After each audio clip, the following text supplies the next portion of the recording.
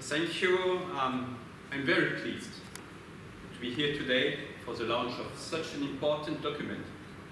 And it has been said already, today's launch is particularly timely with the issuance of the European Commission's guidance on the strict protection of animal species under the Habitat Directive just a few weeks ago.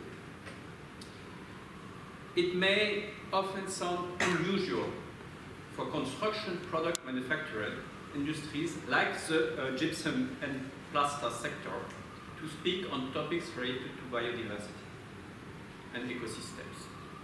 People don't necessarily associate the buildings of their home with animals' habitats.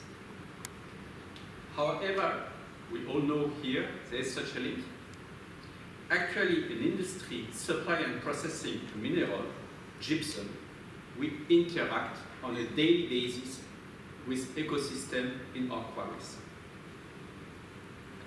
This interaction is first aimed at managing and reducing the adverse impact of industrial activities when they occur.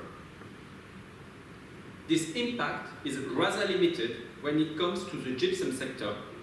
Our industry has effectively engaged to reduce the environmental impact of its operations. And we are committed to reduce it further, in line with EU and national legislations. Most importantly, the Habitats and Birds Directive. By protecting species, rehabilitating quarries after use, but also enabling this temporary nature during excavation.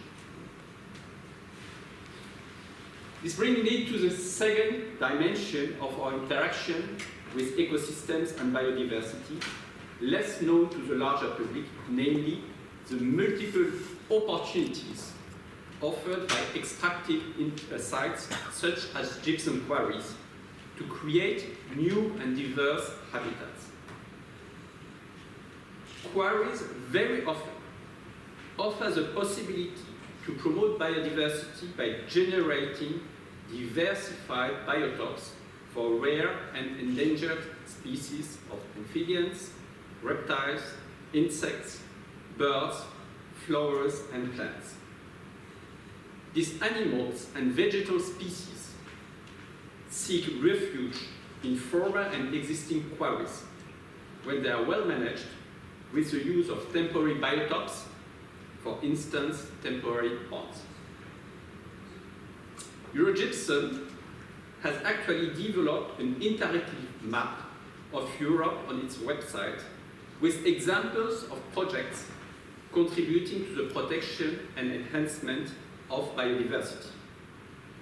This project shows the importance of ensuring a sustainable management of quarries. And thirdly, beyond the extensive and useful legislative framework at EU and national levels to protect species, the commitment from interested parties to go the extra mile and to join forces is what can make the difference. Dialogue, cooperation with stakeholders are key elements of success. Each of our quarry managers knows it from their daily interaction with local communities and representatives from political, academic, and civil society organizations. Today's launch is a clear signal in that direction. So I'd like to congratulate representatives from BirdLife Europe and the EU extractive industries for the work carried out in defining a meaningful code of conduct, which will guide the whole sector towards better practices in the interest of biodiversity.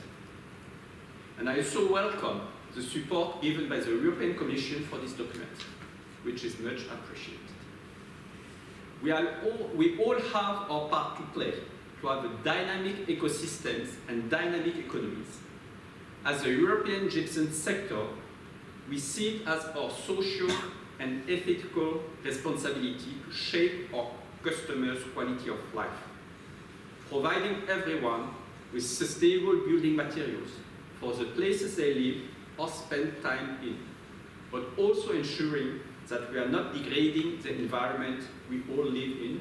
We are glad to be part of these initiatives, and we will promote the code and its implementation throughout Europe in the more than 150 gypsum quarries. So thank you for your attention.